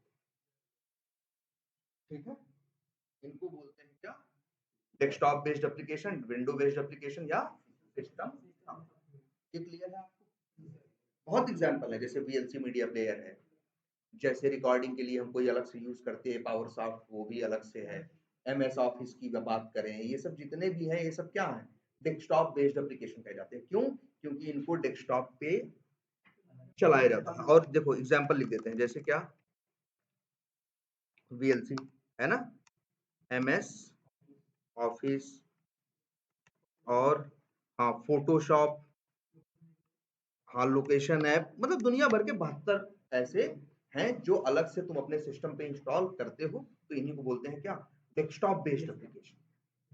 ठीक है, और हाँ जैसे ये जो क्रोम है, ये भी क्या है, डेस्कटॉप बेस्ड एप्लीकेशन। क्रोम भी है भाई, जो चीज तुमको अपने सिस्टम पे इंस्टॉल करनी पड़े, समझ जाना वो क्या है, डेस्कटॉप बेस्ड एप्लीकेशन। क्लियर है? Window based application, desktop based application, system software, तीनों में से कोई भी नाम दो, तीनों एक ही नाम, तीनों एक ही नाम है। उसी को डेस्कटॉप बेस्ड एप्लीकेशन बहुत से लोग बोलते हैं, बहुत से लोग विंडो बेस्ड सॉफ्टवेयर भी बोलते हैं और बहुत से लोग सिस्टम सॉफ्टवेयर। विंडो बेस्ड क्यों बोलते हैं, विंडो बेस्ड इसलिए बोलने लगे लोग, वही है जैसे कल एग्जांपल दे रहे थे कि लोग वॉशिंग पाउडर को निरमा बोलना शुरू कर देते हैं, वैसे ही विंडो इतना फेमस ऑपरेटिंग सिस्टम है कि लोग विंडो विंडो बोलने लगे, ऑपरेटिंग सिस्टम को ही क्या बोलना शुरू किया, विंडो। तो इसीलिए बहुत से लोग बोलते हैं क्या, विंडो बेस्ड एप्लीकेशन। ठीक है, इसीलिए बहुत से लोग बोलते हैं क्या, विंडो बेस्ड एप्लीकेशन। देखना वो तार न हिले, चेयर को इजीली पहले उधर कर लेना फिर बैठ। इतनी बात समझ में आती है आप लोगों को कि VLC, MS office, Photoshop, Chrome, ये सब क्या है, डेस्कटॉप बेस्ड। अच्छा, और यही नहीं, आपने एक और भी देखा होगा, फायरफॉक्स। फायरफॉक्स भी एक सॉफ्टवेयर है, मोजिला फायरफॉक्स कंपनी का नाम है, मोजिला। उनका एक प्रोडक्ट है क्या, फायरफॉक्स। जैसे इंटरनेट चलाते हो गूगल क्रोम पे ना और एज पे, ऐसे ही फायरफॉक्स पे भी चला सकते। ठीक है, एक ओपेरा है, ठीक है, सफारी है, यूसी ब्राउजर है, मतलब जो भी है, ये सब कई क्या है, एप्लीकेशन है। ये सब डेस्कटॉप बेस्ड एप्लीकेशन है क्योंकि इनको इस्तेमाल करने से पहले सिस्टम पे इंस्टॉल करना पड़ता है, बिना इंस्टॉल किए ये यूज नहीं। इतनी बात क्लियर है? क्लियर है? ठीक है। अब इसी एप्लीकेशन की एक कैटेगरी और होती है, चलो यहाँ नीचे लिख रहे हैं, एप्लीकेशन की एक कैटेगरी और होती है जिसको बोलते हैं वेब बेस्ड एप्लीकेशन। ठीक है, एप्लीकेशन दो टाइप के होते हैं, डेस्कटॉप बेस्ड एप्लीकेशन और window based application, sorry desktop based application और वेब बेस्ड एप्लीकेशन। वो एप्लीकेशन जिनको यूज करने के लिए आपको इंस्टॉल करने की जरूरत नहीं पड़े, उनको बोलते हैं क्या, वेब बेस्ड एप्लीकेशन। अच्छा, वेब क्यों कहा गया वेब, पहले तो ये बताओ तुम लोग, दुनिया में सारे कंप्यूटर से एक दूसरे से जुड़े हुए हैं, किसके सहारे, इंटरनेट के सहारे। ठीक है, वेब वर्ड कहाँ से आया, वेब का मतलब होता है मकड़ी का जाल, ये जाल ही तो है। चाहे हजारों लाखों कंप्यूटर कहीं भी हैं, सब एक दूसरे से इंटरनेट की क्या है, कनेक्टिविटी है। भले इसके लिए कितनी मेहनत की गई है, तार बिछाए गए हैं, टावर लगाए गए हैं, ऑप्टिकल फाइबर बिछाई गई है, दुनिया भर का सारा ड्रामा किया गया है, सिर्फ ये इसको बोलते हैं क्या है, पूरे जाल को बोलते हैं वेब। ठीक है। तो अच्छा अच्छा, मान लो अगर हमको यहाँ से किसी को मेल करनी है, कोई अमेरिका में बैठा हो या कोई दिल्ली में बैठा हो, तो हम क्या बिना इंटरनेट के भेज सकते हैं? इसके लिए एक जरूरी चीज हमें चाहिए, क्या? Internet connection. ठीक है। तो याद रखो, एक एप्लीकेशन होता है जिसे बोलते हैं वेब बेस्ड एप्लीकेशन। इसके लिए रिक्वायरमेंट होती है किसकी? इंटरनेट रिक्वायर्ड होता है। बिना इंटरनेट के ये काम नहीं। ठीक है। बहुत से ऐसे होते हैं जिनको नेट की रिक्वायरमेंट नहीं होती, जैसे वीएलसी मीडिया प्लेयर था। अरे तुम्हारे पास पिक्चर लैपटॉप में पड़ी रहे, वीएलसी मीडिया प्लेयर रहे, तो पहले इंस्टॉल कर लो वीएलसी मीडिया प्लेयर, देखो पिक्चर। उसके लिए कोई इंटरनेट इंटरनेट तुमको चाहिए नहीं। डेस्कटॉप बेस्ड एप्लीकेशंस को जनरली नेट की जरूरत नहीं होती। लेकिन जो दूसरा बोला गया वेब बेस्ड एप्लीकेशन, क्योंकि ये पूरी दुनिया को कनेक्ट करेगा, तो इसको जरूरत है किसकी? इंटरनेट। बिना इंटरनेट के ये काम नहीं करेगा। हाँ बिल्कुल, बता रहे हैं। इतनी बात समझ में आई। लेकिन अब तुमको चलाना है, कह रहे हो इंटरनेट, तुम्हें चलाना है क्या इसमें इंटरनेट? मान लो हमको यूट्यूब ही देखना है। ठीक है। तो अच्छा ये बताओ, पहले तो ये सोचो, वेब बेस्ड एप्लीकेशन के बारे में ये बात जानो, ये ऐसे एप्लीकेशन होते हैं जो जिनको तुम्हें अपने सिस्टम पे इंस्टॉल करने की जरूरत नहीं पड़ती। जैसे फ्लिपकार्ट है, खरीदना है सामान तो फ्लिपकार्ट इंस्टॉल करना है। यूट्यूब देखना है तो क्या यूट्यूब इंस्टॉल करना है? डायरेक्टली हम क्या खोलते हैं, क्रोम या कुछ खोले, तो खोलने के बाद हमने youtube.com डाला, इंटर मारा, बस इंटरनेट होना चाहिए, हम गाना सुनने लगे, मेल भेजने लगे, जीमेल ले लिया, फेसबुक ले लिया, किसी को मैसेज करने लगे, है ना? तो सबसे बड़ी बात ये देखो, इसके लिए इंटरनेट चाहिए, और दूसरी चीज इसको अपने सिस्टम पे इंस्टॉल करने की जरूरत नहीं होती। तो ये अच्छा है ना। मान लो हमें 20 सॉफ्टवेयर चाहिए, अगर वो 20 हम डेस्कटॉप बेस्ड यूज करेंगे तो 20 हमें अपने सिस्टम पे इंस्टॉल करना पड़ेगा। लेकिन वेब बेस्ड में कोई झंझट नहीं। वेब बेस्ड में कोई झंझट नहीं। जाओ गूगल खोलो, गूगल क्रोम खोलो या एज खोलो, और डायरेक्टली क्या करो, यूज करो। हाँ? क्या नहीं, वेब बेस्ड एप्लीकेशन के बारे में ये जान लो पहले कि इनको अपने सिस्टम पे आपको इंस्टॉल करने की जरूरत नहीं पड़ती। वो ऐसे एप्लीकेशन जो इंटरनेट के सहारे चलते हैं, उन्हें क्या बोलते हैं? Web based application. जैसे flipkart.com है, amazon.in है, भदोही.com है। ठीक है। जितनी भी .com.in ये सब दिख रहे हैं, ये सब जो है क्या है? वेब बेस्ड एप्लीकेशन है। और इनको कोई भी यूज करना चाहे तो उसको अपने सिस्टम में इन्हें इंस्टॉल करने की जरूरत नहीं है। सीधे बस उसका उनको नाम वो याद रहे, नाम और पता। जो flipkart.com है उसका पता है, जो हमारा तुम्हारा पता होता है ना, पता ही सारे ढूंढते हैं, वैसे इंटरनेट पे जो भी चीजें रहती हैं, हर चीज का क्या होता है? एक एड्रेस होता है। जैसे फ्लिपकार्ट वालों का एड्रेस है flipkart.com। अब तुम नहीं उसका उनका एड्रेस ले सकते, क्योंकि वो एड्रेस उन्होंने खरीदा है। जैसे तुम जमीन खरीदते हो, वैसे ही इंटरनेट पे एड्रेस भी बिकता है। अब उन लोगों ने flipkart.com का क्या कर लिया? खरीद लिया। ठीक है। और अब हम उसको खरीद नहीं सकते, क्योंकि उसके ओनर वो है। वो हम तब खरीद सकते हैं जब वो बेचने को क्या हो जाए, राजी हो, तैयार हो। ठीक है। तो हर चीज का एक नाम है और फिक्स नाम है। जैसे flipkart.com, amazon.in, amazon.com, google.com, gmail.com, facebook.com, ये सब क्या है? ये सब उनका, हाँ मतलब उनका एड्रेस है। इंटरनेट पे सबका एक एड्रेस है, और सब हर आदमी को एक नाम मिलता है। वही नाम उसका क्या होता है? एड्रेस होता है। और आदमी जिसे इस्तेमाल करना है, बस उसका नाम पता है। जैसे हमें फेसबुक यूज करना है, हमें क्या चाहिए? बस facebook.com याद होना चाहिए, और बिना कुछ इंस्टॉल किए, बिना कुछ किए हम डायरेक्टली यूज कर सकते हैं फेसबुक। ठीक है। तो इसी को क्या बोलते हैं? Web based application. लेकिन ये वेब बेस्ड एप्लीकेशन अपने आप नहीं चलने लगता। अगर मेरे सिस्टम पे गूगल क्रोम नहीं हो, और मान लो इनके सिस्टम पे पहले से एक क्या पड़ा रहता है? एज। एज ब्राउजर पहले से कौन देता है? माइक्रोसॉफ्ट वाले खुद देते हैं। वो पड़ा होगा तब तो यूज कर लोगे। मान लो ना एज भी हम डिलीट कर दे, मान लो हम एज भी डिलीट कर दें और क्रोम भी डिलीट कर दें, और अब सोचे कि facebook.com खोल लें, तो खुलेगा नहीं। तो ध्यान से देखो, वेब बेस्ड एप्लीकेशन तो तुम्हें अच्छी, वेब बेस्ड की अच्छी बात क्या है कि झंझट नहीं, इंस्टॉल नहीं करना, इंस्टॉल नहीं करना, बस नेट से कनेक्टिविटी रहो, डेटा सस्ता है, कोई झंझट नहीं। लेकिन ये वेब बेस्ड एप्लीकेशन डायरेक्ट नहीं चलते, इनके लिए सबसे पहले एक सॉफ्टवेयर की रिक्वायरमेंट होती है जो कि खुद क्या है, डेस्कटॉप बेस्ड। जैसे कौन, क्रोम, फायरफॉक्स, ओपेरा, एज, ये सब क्या है, ये सॉफ्टवेयर है, कैसे, डेस्कटॉप बेस्ड एप्लीकेशन। लेकिन एक बार जैसे हमने गूगल क्रोम डाल लिया, और इन सॉफ्टवेयर्स को जानते हो क्या बोलते हैं, ये जो चारों हैं सॉफ्टवेयर्स की भी जैसे कैटेगरी होती है, जैसे जो गाना वाले हैं उनको बोलते हैं क्या, ये मीडिया प्लेयर्स, ये मीडिया प्लेयर्स हैं, वीडियो प्लेयर हैं। ऐसे ही जिनके सहारे हम इंटरनेट चलाते हैं, google.com ये सब खोलते हैं, उनके लिए इस्तेमाल करते हैं वर्ड, इन्हें बोलते हैं क्या, वेब ब्राउजर। तो वेब ब्राउजर खुद क्या है, एक एक डेस्कटॉप बेस्ड एप्लीकेशन है।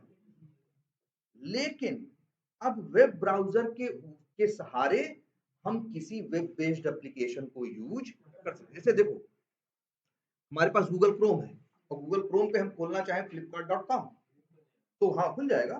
तो जो गूगल क्रोम है वो तो है वेब ब्राउजर जो कि है डेस्कटॉप बेस्ड एप्लीकेशन, लेकिन उसके सहारे हम यूज कर रहे हैं किसे, flipkart.com को, और flipkart.com क्या है, वेब बेस्ड एप्लीकेशन।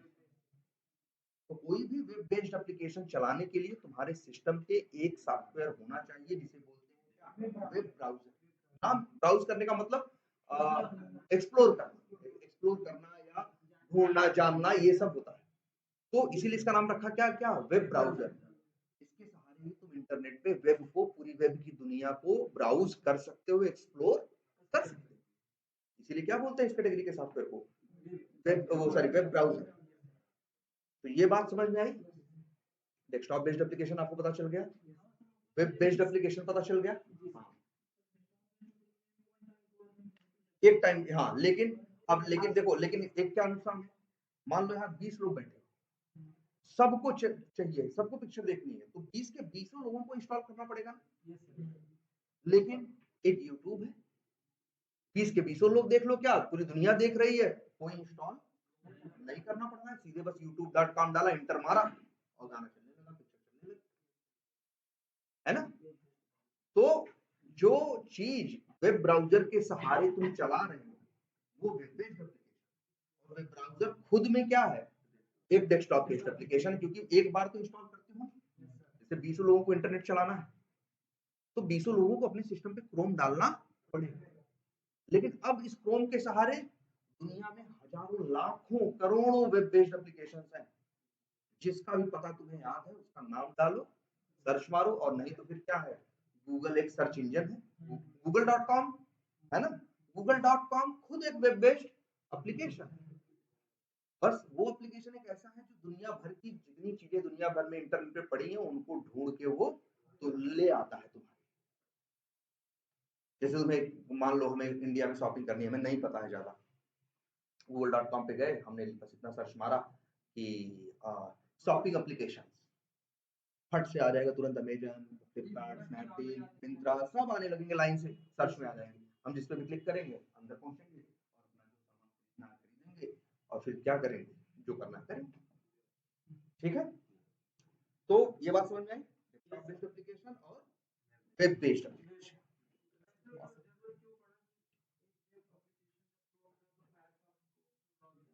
फायरफॉक्स को क्यों नहीं लाते, जैसे देखो कार मारुति की है, तो टाटा को कार बनाने की क्या जरूरत थी, ये भी सोच सकते हो, ये भी सोच सकते हो कि यार कार तो पहले था, फोर्ड वालों ने बनाई दी थी, वो कार का आविष्कार, लेकिन इसका ये मतलब नहीं है, लगभग एक भी रहता है। अरे अंतर क्या है बताओ, कार की, मारुति की कार उठा लो चाहे टाटा की कार कर लो, क्या दोनों चल रही हैं, दोनों में एसी चल रहा है, दोनों में शीशे ऊपर नीचे हो रहे हैं, दोनों में रेस है, स्पीड है, थोड़ा बहुत अंतर रहता है, और ऐसे ही थोड़ा बहुत इनमें भी अंतर है। अभी फायरफॉक्स खोलोगे थोड़ा अलग कलर वालर दिखेगा, फायरफॉक्स की साइज थोड़ी ज्यादा होगी, उसकी साइज थोड़ी हो सकता है क्रोम की क्या होगी, कम होगी। सबके अपने कुछ बेनिफिट्स हैं और सबके अपने क्या है, ड्रॉबैक्स हैं। ये तो कस्टमर है अपने हिसाब से डिसाइड करता है कि मेरे लिए क्या फिट परफेक्ट है, क्या ना ना। देखो पहली बात तो देखो इसमें क्रोम में या फायरफॉक्स में कोई डेटा फीडेड नहीं है। हम तो कहते हैं क्रोम में अगर डेटा फीडेड होता तो इंटरनेट हटा दो और चला लो क्रोम को, नहीं चलेगा। सब कुछ डेटा कहाँ रखा है? इंटरनेट पे ही रखा है। सब कुछ रखा कहाँ पे है? इंटरनेट पे ही रखा। आएगा सब कहाँ से? इंटरनेट से, वहीं से आएगा। ये तो बस चलाने का एक जरिया मात्र है, एक माध्यम है जो इंटरनेट की चीजों को चला सकता है। हाँ, ये तुम्हारा काम कौन कर सकता है? गूगल, तो क्रोम भी, Firefox, opera, safari, UC browser, tor browser, ऐसे बहुत है यार, 50 मिलेंगे तुमको। और लोगों ने बनाए हैं, जिसको जो पसंद आए अपने हिसाब से वो यूज कर रहा है। क्लियर है इतनी बात? तो वेब बेस्ड एप्लीकेशन समझ में आया? अच्छा, और बताते हैं थोड़ी सी पहले की हिस्ट्री की बात करें कि जब हम लोग अपना करियर शुरू में स्टार्ट कर रहे थे 2005-6 के टाइम पे, 7 के टाइम पे, उस टाइम पे क्या था मार्केट में? उस समय मार्केट में धूम थी वेब, इनकी window based application. Web based application की टेक्नोलॉजी आ चुकी थी, लेकिन मार्केट में उतना वो चलते नहीं थे। रीजन, उस समय नेट अच्छा नहीं था भाई, नेट भी स्लो था। तब तो एक पिक्चर देखना हो हमें अगर यूट्यूब पे, तो हम रात भर लगा दें बफरिंग के लिए, तो सवेरे हम जाके वो पिक्चर देख सकते हैं। इस तरह का सिस्टम था, इसीलिए वेब बेस्ड एप्लीकेशन उतना मार्केट में चलते नहीं थे। डेस्कटॉप बेस्ड एप्लीकेशन खूब चलते थे क्योंकि उनको नेट की जरूरत नहीं थी। लेकिन जैसे, लेकिन डेस्कटॉप बेस्ड एप्लीकेशन में क्या कमी है भाई? 100 लोग को यूज करना है तो 100 को अपने सिस्टम पे इंस्टॉल करना पड़ेगा। और वेब बेस्ड में ऐसा था कि 100 लोग को यूज करना है, किसी को कुछ इंस्टॉल करने की जरूरत नहीं है, डायरेक्ट यूज करो यार। लेकिन नेट चाहिए, नेट चाहिए, प्रॉपर नेट चाहिए, हैवी नेट चाहिए, क्योंकि सब कुछ भी आपके सिस्टम पे नहीं है, सब वहां से ही उठ के आ रहा है। जैसे तुम flipkart.com खोलते हो, दुनिया भर की फोटो पिक्चर दिखने लगती है ना, कपड़े जूते सब, वो सब पिक्चर फोटो कहाँ से आ रही है? वो तुम्हारे सिस्टम में नहीं रखी है। वो कहाँ से आ रही है? इंटरनेट से ही आ रही है। कहाँ से आ रही है? इंटरनेट से आ रही है ना। तो उसके लिए नेट की जरूरत है अच्छे खासी। अब लेकिन देख रहे हो पिछले 10-5 सालों में दुनिया बहुत बदल गई। नेट की स्पीड अब देखो 4G के बाद क्या आ गया? 5G आ गया। तो अब क्या है? या 4G भी अच्छा ही है। तो अब क्या है, लोगों के लिए यूज करना आसान है। तभी देखो, पहले लोग पिक्चरें बहुत डाउनलोड करके स्टोर करते थे, एक दूसरे से मांगते थे, भाई पिक्चर दे दो यार, हैं, या जाके 10 रुपए के दुकान में भरवाया करते थे। तो आज कोई कर रहा है? नहीं, क्योंकि कहता है यार हटाओ, जाने दो, हम डाउनलोड डाउनलोड क्या करें, हम सीधे देख के वहीं खत्म करेंगे। हम बेवजह क्यों कूड़ा अपने सिस्टम पे रखें? हम वहीं यूट्यूब पे देखेंगे, नेटफ्लिक्स पे देखेंगे, अमेजन प्राइम पे देखेंगे, और वहीं पिक्चर खत्म, बात खत्म, सब वहां पड़ा है। हाँ, अब 250 रुपए ले रहे हैं।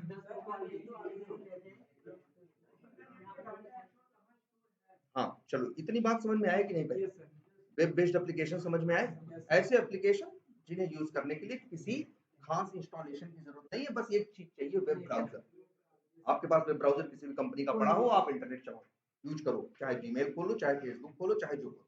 ऐसा थोड़ी है नहीं कि गूगल क्रोम पे जीमेल चलेगा, एज पे भी चलेगा, ओपेरा पे भी चलेगा, सफारी पे भी चलेगा। बस तुमको एड्रेस में डालना, इंटर मारना है, नेट से कनेक्टेड हो, चीजें चलनी शुरू हो गई। तो अब दुनिया कहाँ जा रही है? मैक्सिमम सारी चीजें किस पे जा रही है? Web, web based application. इतना क्लियर है? अब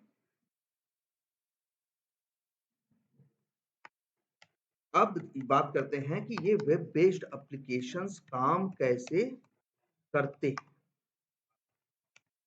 ये है क्या, किस तरह से काम कर रहे हैं, कहाँ हैं। या जैसे कह रहे हैं इंटरनेट पे डेटा रखा है, हमने लिख दिया flipkart.com, इंटर मारा, सारी फोटो वोटो दिखने लगी कपड़े की, है, सारे कपड़े की फोटो दिखने लगे, दाम दिखने लगा, उनकी डिस्क्रिप्शन दिखने लगी कि ये इतने का है, इसकी साइज ये है, वो है। ये सब आ रहा है कहीं ना कहीं से ना, इंटरनेट से आ रहा है। अब ऐसा नहीं इंटरनेट पे ऐसे कहीं से कुछ भी उठ के आ रहा है। अब ये देखो, समझो, वेब बेस्ड एप्लीकेशन क्लियर है इतना? अब वेब बेस्ड एप्लीकेशन जो काम करता है, वेब बेस्ड एप्लीकेशन, इसको बोलते हैं क्या?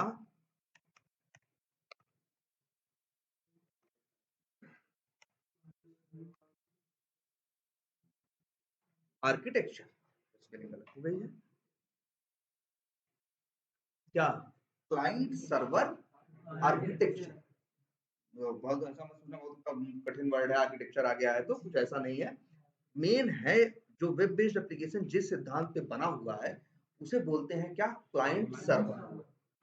अब नाम से देखते हैं, क्लाइंट का मतलब कस्टमर, सर्वर का मतलब ना ना, सर्वर अपने सिंपल, सर्व मतलब सेवा करना। जैसे तुम एक दुकान है, एक दुकान पे जाते हो, दुकान में पीछे काउंटर के पीछे एक आदमी बैठा होता है और 20 लोग उससे पहुंचते हैं, पैसा देते हैं, कोई कहता है ये दो जी, कोई कहता है वो दो, और वो सबको ले आके क्या करता है, दे रहा होता है। तो वो जो 20 लोग हैं दुकान पे, वो क्लाइंट है, और वो जो एक काउंटर के पीछे आदमी बैठा है वो क्या है, सर्वर। वो सामान रखा है ना, सारा सामान ऐसा नहीं हवा में कहीं से आ रहा है, सामान ऐसा भी नहीं क्लाइंट के पास है, क्लाइंट के पास सामान नहीं है, क्लाइंट पैसा या जो भी लेके आता है। तो देखो, तो वही एक क्या है, अगर दुकान शॉपकीपर, तो अगर शॉपकीपर वाले में देखें तो एक तरह से देखो, जो कस्टमर है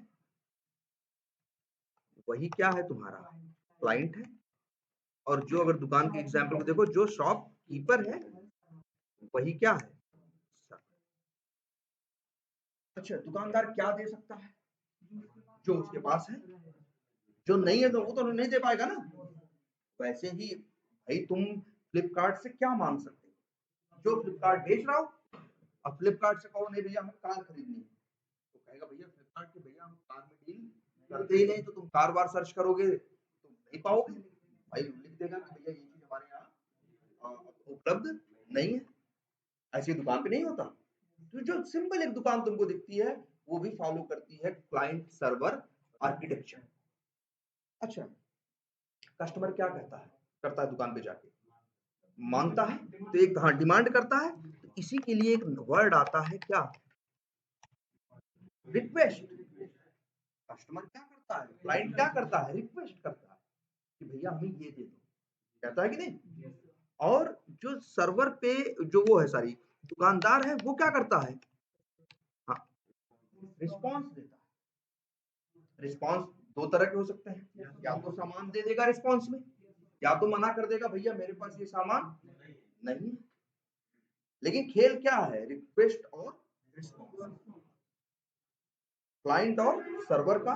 क्लाइंट कई होते हैं, सर्वर एक होता है, 300 लोग रिक्वेस्ट करते हैं और एक बंदा सबको अलग अलग क्या करता है, रिस्पॉन्स देता है। अच्छा, ऐसा नहीं देखो 20 लोग चले आए मेरी दुकान पे खरीदने, कुछ हम बेच रहे हैं, लेकिन हमसे किसी ने नमक मांगा, किसी ने चीनी मांगी, किसी ने कुछ मांगा, तो ऐसे तो नहीं करते ना, हम रिक्वेस्ट ले लिए, रिस्पॉन्स, नमक तुमने, हमने पता चला नमक तुमने कहा था, हम तुमको चीनी पकड़ा दें, तुमने चीनी मांगी थी तुमको नमक पकड़ा दें, तो गलत हो जाएगा ना। तो ऐसे दुकानदार पे तुम नहीं जाओगे ना, कहोगे भाई जाने दो, क्योंकि ये तो गलत बिहेवियर हो गया ना।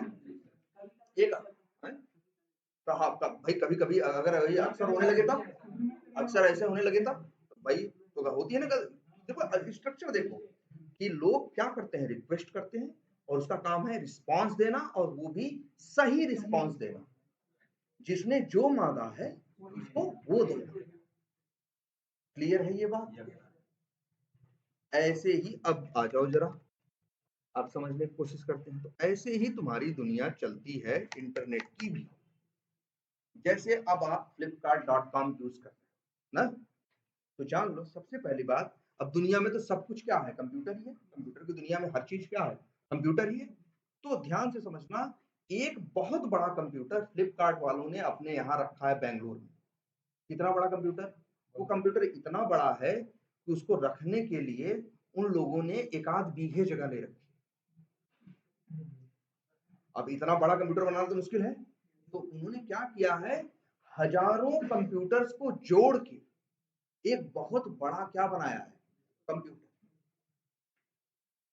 एक हजारों जैसे तुम अपने को ऐसे देखो ना, तुम एक छोटी दुकान पे जाते हो और एक सुपरमार्केट में जाते हो, मॉल में जाते हो, पता चला बिग बाजार में गए, तो पता चला बिग बाजार क्या है, 3 फ्लोर पे है, या डी मार्ट में गए 3 फ्लोर पे है, और हर फ्लोर 4-4 हिस्से में है, 12 हिस्से का है कि नहीं? वो उन्होंने व्यवस्था किया है, क्यों, क्योंकि उनको पता है कि हमारे यहाँ कस्टमर, हमारे पास रिक्वेस्ट ज्यादा है।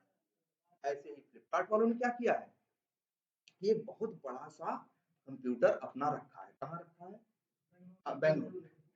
ऐसे ही अमेजन वालों ने रखा है, कहाँ, अब हर कोई बेंगलुरु में नहीं रखा है, अमेजन अमेरिका का है ना, उसने अमेरिका में रखा है। अमेजन वाले ने कहाँ रखा है, अमेरिका में रखा है। ये तुम्हारे हैं क्या कहते हैं फेसबुक वाले, उन्होंने भी अमेरिका में रखा है।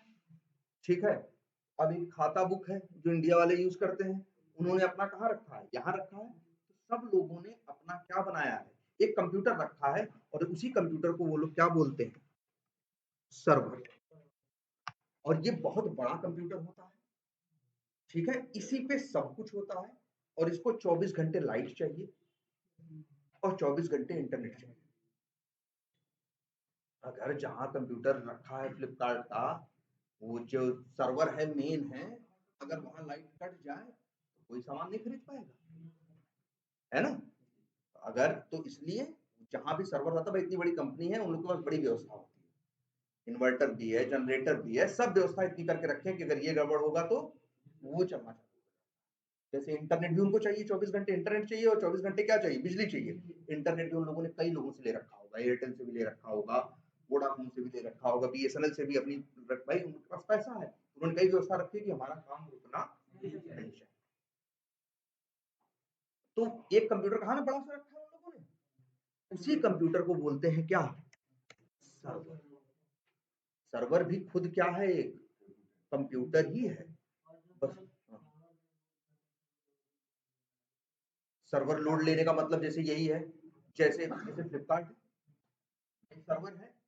अब देखो, जैसे जैसे तुम अपनी दुकान देखो, अभी जा रहे हैं दुकान खरीद रहे हैं, सामान मिल रहा है, वही दिवाली के एक दिन पहले पहुंच जाओ तो वो गड़बड़ होने लगता है कि नहीं भाई, भीड़ हो गई, लोग ज्यादा पहुंच गए।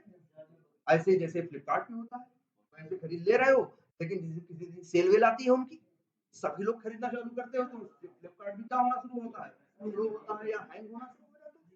वो वही है कि भाई लोड बढ़ना, वही दुकान पे भी क्या हो रहा था, लोड बढ़ रहा था, पहले 10 कस्टमर एक बार में आते थे, वो बंदा मैनेज कर लेता था। अब उसने एक आदमी की व्यवस्था भी की अलग से, 2 आदमी उस दिन बैठे हैं, लेकिन कस्टमर 20 नहीं आ रहा है भाई, दिवाली के एक दिन पहले की बात है, 30 40 50 लोग पहुंच रहे हैं, थोड़ी झंझट तो होगी।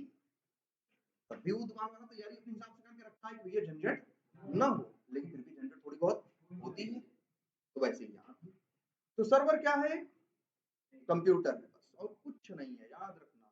सर्वर क्या है, एक कंप्यूटर है जिस कंपनी का, अब देखो सर्वर एक कंप्यूटर है, तो फ्लिपकार्ट वालों ने क्या किया, ध्यान से समझना। मान लो हम फ्लिपकार्ट का एग्जांपल लेके चले, तो फ्लिपकार्ट वालों ने पहले एक बहुत अच्छा बहुत बड़ा व्यवस्था किया किसकी, कंप्यूटर की, जिसको उन लोगों ने अपनी जुबान में क्या बोला, सर्वर, और उसी के ऊपर एक सॉफ्टवेयर इंस्टॉल किया। कहाँ इंस्टॉल किया, सर्वर। सर्वर पे क्या किया, एक सॉफ्टवेयर क्या कर दिया, इंस्टॉल कर दिया, जिसका नाम उन लोगों ने रखा क्या, फ्लिपकार्ट, ठीक है। और उसका पता दुनिया को बता दिया कि पता है flipkart.com, ठीक है। इतना फ्लिपकार्ट वालों ने पहले किया, पहले सर्वर का इंतजाम किया, फिर फ्लिपकार्ट नाम का जो सॉफ्टवेयर बनाया, उसी को इंस्टॉल कर दिया उस सर्वर के ऊपर, ठीक है। अब इसके बाद उनकी ड्यूटी खत्म, दुनिया में बांट दिया अपना पता, कहा भैया मेरा पता है flipkart.com। अब तुम्हारे हमारे जैसे हजारों लोग अपना अपना कंप्यूटर खोल के flipkart.com इंटर मारते हैं कि नहीं, हम लोग क्या है, क्लाइंट है, हम लोग क्या है, क्लाइंट है।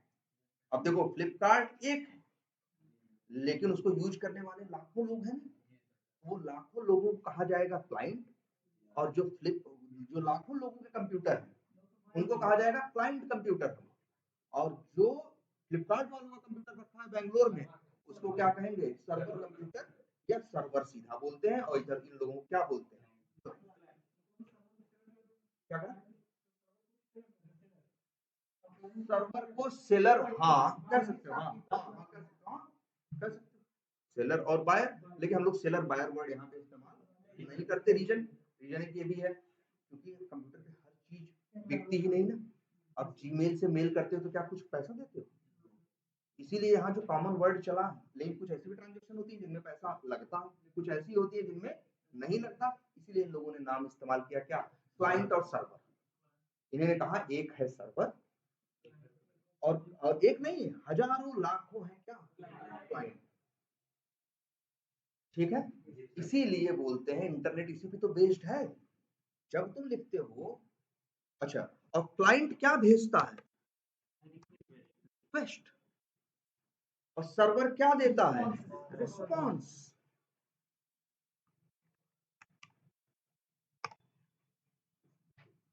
ठीक। इतनी बात समझ में आती है।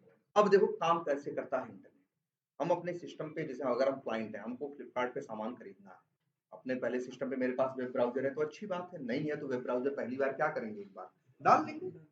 अब पड़ गया तो हम लिखेंगे, इंटरनेट से कनेक्टेड है, अब हम लिखेंगे flipkart.com और इंटर। flipkart.com जो है, ये भी याद रखना, जो flipkart.com है इसी को बोलते हैं क्या, एड्रेस, या फिर बोलते हैं एक और वर्ड इसके लिए इस्तेमाल करते हैं क्या, डोमेन।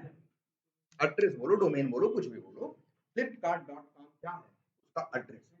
अब हम जैसे ही flipkart.com डालते हैं और इंटर मारते हैं, मेरे सिस्टम से, हम क्लाइंट है ना, एक रिक्वेस्ट जाती है, क्या जाती है, एक रिक्वेस्ट, कहाँ, सर्वर के पास, मतलब बैंगलोर में अगर वो रखे होंगे तो यहां से रिक्वेस्ट कहां पहुंची, बैंगलोर पहुंची।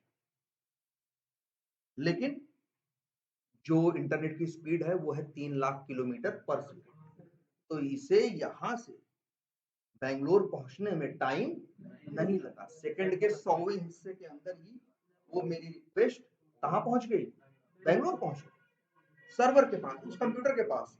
सर्वर ने मेरी रिक्वेस्ट ली, रिक्वेस्ट में हमने क्या भेजा था कि flipkart.com हमें खोलना है, वो तुरंत ही वहां सर्वर से, इंटरनेट सर्वर से इंटरनेट के सहारे फोटो, पिक्चर, दाम साम सब उठा के क्या किया, भेजा, वो भी उतनी रफ्तार से आया और फट से।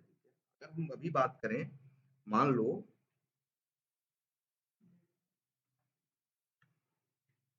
कौन सा है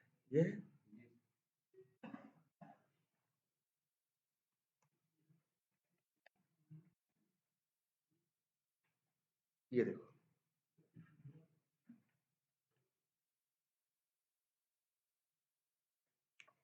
ठीक है।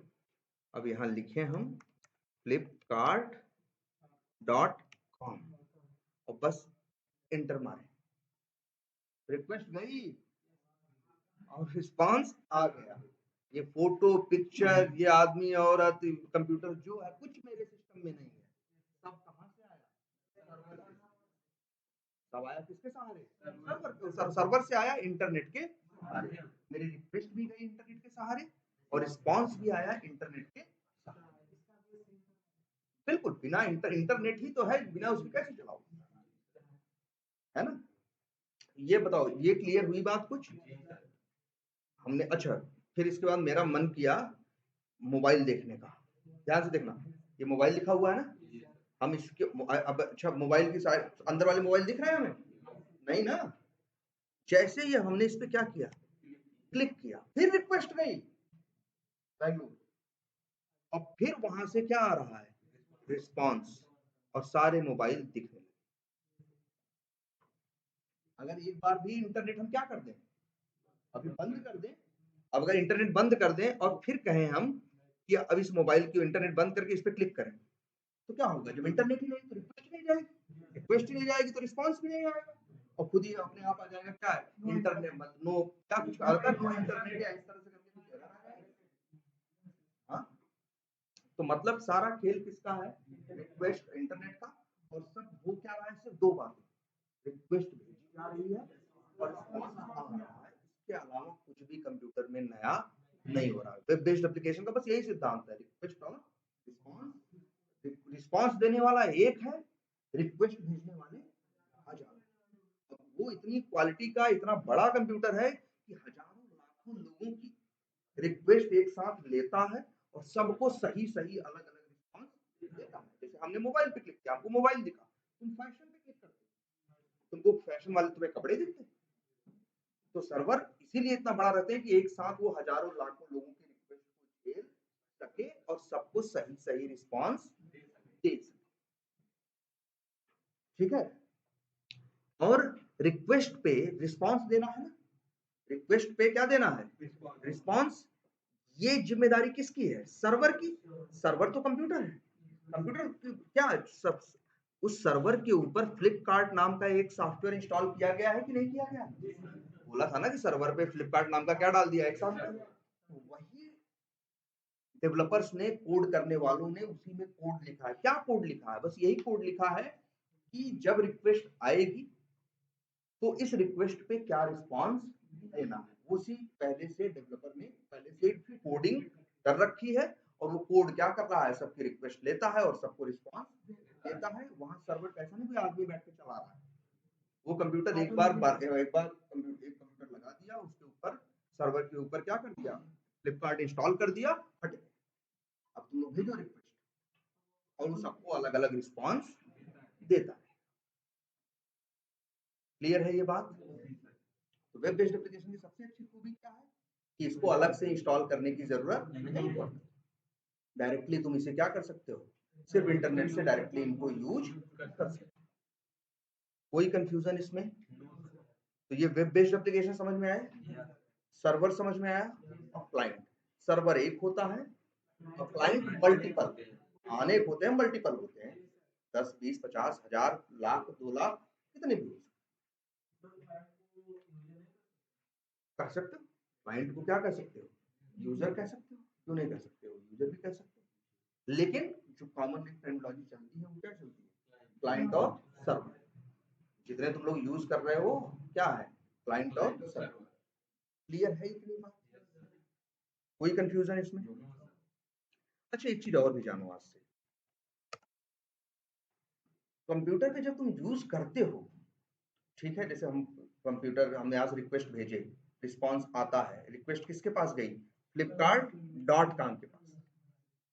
लेकिन सच्चाई जानते हो, पूरे कंप्यूटर जो दुनिया में जुड़े हुए हैं, हर कंप्यूटर एक दूसरे से जुड़ा हुआ है, या हर एक कंप्यूटर के पास एक बड़ी काम की चीज होती है जिसके ऊपर हम लोग कभी ध्यान नहीं देते, जिसे बोलते हैं क्या, जब भी हम इंटरनेट यूज करते हैं तो एक चीज होती है हर कंप्यूटर के पास जिसे बोलते हैं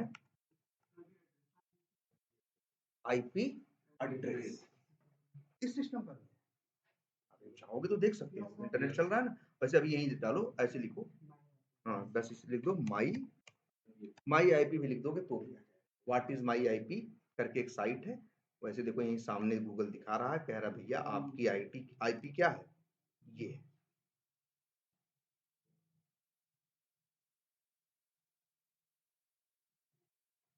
ये मेरी आईपी है इस सिस्टम की, ठीक है।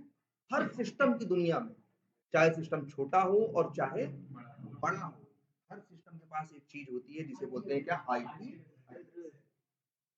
फ्लिपकार्ट वाला कह रहे हैं ना सर्वर भी है, फ्लिपकार्ट कह रहे हैं ना सर्वर है, वो भी कंप्यूटर है ना, उसकी भी आईपी है, उसकी भी क्या है, आईपी। सबका आईपी एड्रेस होता है, बिना आईपी एड्रेस के कोई कंप्यूटर नहीं होता, जानते हो।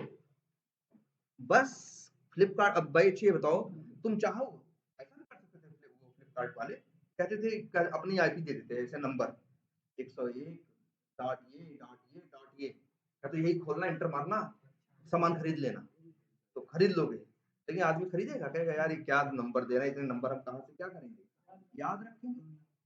दुनिया में सब कुछ चलता पीछे किस पे है, आईपी पे। कौन सा नहीं, ठीक है, इतनी बात समझ में आती है कि नहीं आपको? हर चीज के पास होती है आईपी, बस उसी आईपी, आईपी का भाई, आईपी बड़ा टेढ़ा मेढ़ा नंबर होता है, इसीलिए सर्वर वाले अपनी आईपी को एक नाम भी दे देते हैं, जैसे इन लोगों ने दिया है क्या, फ्लिपकार्ट डॉट, ठीक है। तो अब कस्टमर के लिए यूज करना क्या है, आसान है दुनिया। लेकिन जितने भी कंप्यूटर हैं सब बात करते हैं किसके सहारे, आईपी के सहारे। बिल्कुल, क्या करो ना, फ्लिपकार्ट नाम का सॉफ्टवेयर जो है वो सर्वर पे ही तो डाला गया है, और उस सर्वर की भी क्या है, आईपी है। अब बस उस आईपी को इन लोगों ने दे दिया है एक नाम, कि दुनिया तुम भाई उस नाम से पुकारो, लेकिन नाम से भी पुकारोगे भले, लेकिन पीछे वो आईपी, हाँ, इंटरनेट प्रोटोकॉल। किसमें, नहीं ना, इसमें किसकी आईपी, बात समझ में आई कि नहीं? इंटरनेट पे जब भी कोई चीज चलती है तो उसको, अच्छा आईपी ऐसा नहीं सर्वर के पास है, देखो मेरे सिस्टम की है ना, जो भी सिस्टम इंटरनेट पे रहेगा सबके पास एक क्या रहेगी, आईपी। बिना आईपी के इंटरनेट चलता, बिना आईपी के, यही तो सिद्धांत है इसका, आईपी एड्रेस। बस अब इन लोगों ने आईपी, भाई आईपी एड्रेस क्लाइंट की भी का भी होता है और सर्वर। और एक चीज और समझो, सर्वर को पता होता है सब लोग रिक्वेस्ट किसके पास भेज रहे हो? सर्वर के पास ना। तो सर्वर को पता होता है कि किस आईपी से क्या रिक्वेस्ट आई है, उसको वही उसी आईपी पे वही रिस्पांस देता है। जैसे तुम अपनी आईपी से मांग रहे हो क्या जूता, तुम मांग रहे हो क्या कपड़े, सर्च करता है, तुम मोबाइल, तुम कंप्यूटर, लेकिन उसको सब पता होता है इस आईपी से इसकी रिक्वेस्ट आई है, इससे इसकी आई है, इससे इसकी आई है, तो उसको ये भेजो, इसको ये भेजो, इसको ये भेजो। बिल्कुल कोई ऐसी कंप्यूटिंग डिवाइस नहीं है जो इंटरनेट पे चले बिना आईपी के। बिना आईपी रहेगी ही रहेगी। आईपी देता कौन है? अब ये भी हम आपको बताएं। आईपी आपको देता है आपका इंटरनेट प्रोवाइडर। ये आईपी कौन देता है हमें? जैसे आप अगर एयरटेल के नेट से कनेक्टेड हैं तो ये जो मेरी आईपी है इस समय, ये आईपी हमको किसने अलॉट की है? एयरटेल। अब जब तक हम इंटरनेट यूज करते रहेंगे मेरी आईपी यही रहेगी। अभी हम रिक्वेस्ट भेजें किसको? फ्लिपकार्ट को, तो फ्लिपकार्ट को पता चलेगा कि 101 188 67 134 से क्या आई है रिक्वेस्ट, इसको रिस्पांस भेजो। बगल में हम फेसबुक भी खोले हुए हैं, फेसबुक पे भी हम लॉग इन कर रहे हैं, फिर वहां भी फेसबुक के पास रिक्वेस्ट जा रही है, उसके पास भी जा रहा है क्या कि भैया 101 188 67 134 ने क्या भेजा, रिक्वेस्ट भेजा, इसको रिस्पांस दो। डेटा मतलब कैसे डेटा? हाँ हाँ हम बता रहे हैं, ये बात समझ में आ रही कि नहीं? पहले मतलब अगर हम इस एयरटेल से कनेक्टेड है तो एयरटेल ने हमें क्या दे दी? आईपी, आईपी एड्रेस दिया है, और दुनिया के किसी भी सर्वर से हम बात करेंगे तो सबके पास मेरी आईपी जाएगी और वो मेरी आईपी पे रिस्पांस देगा। ठीक है, लेकिन ये आईपी भी दो टाइप की होती है,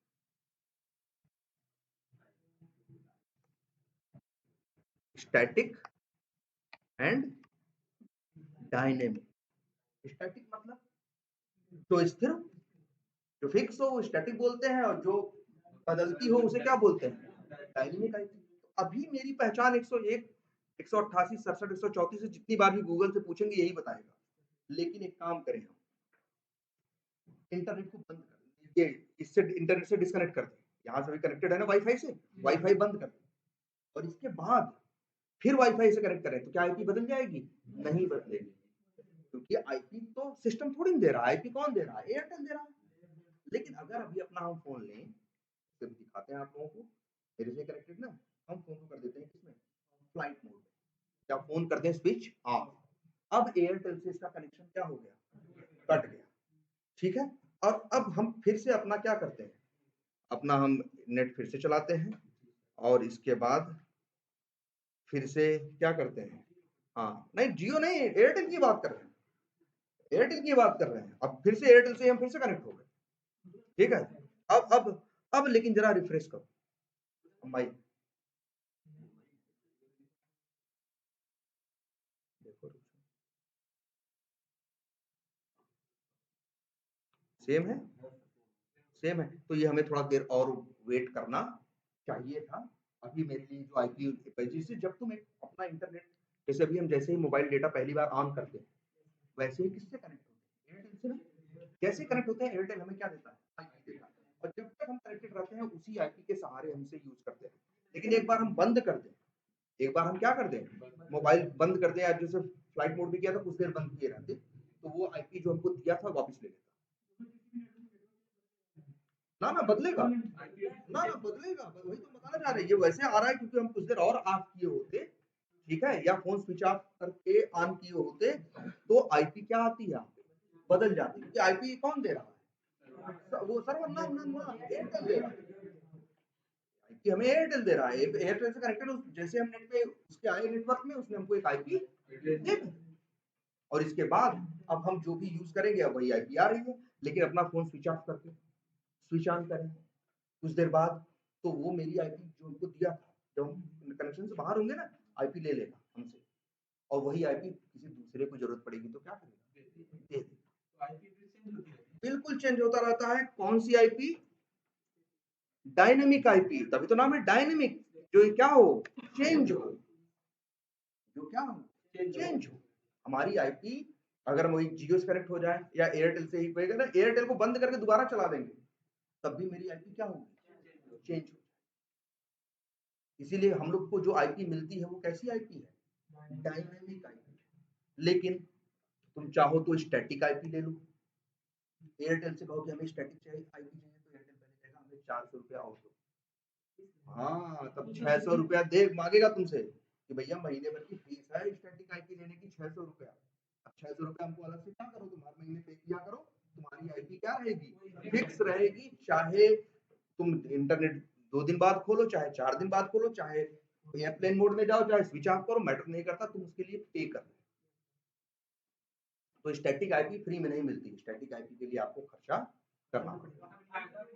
क्या करें, किसका, देखो इंटरनेट वैसे ही चलेगा, इंटरनेट वैसे ही चलेगा, सब कुछ वैसे ही होगा, सब कुछ वैसे ही होगा। लेकिन जैसे कई बार कुछ ऐसे सर्वर्स होते हैं जो कहते हैं कि हम सबकी रिक्वेस्ट का रिस्पॉन्स नहीं देंगे। जैसे मेरी कंपनी ने मान लो एक सॉफ्टवेयर बनाया, किसके लिए, दुनिया के लिए नहीं, मेरे कंपनी के 100 आदमियों को यूज करने के लिए।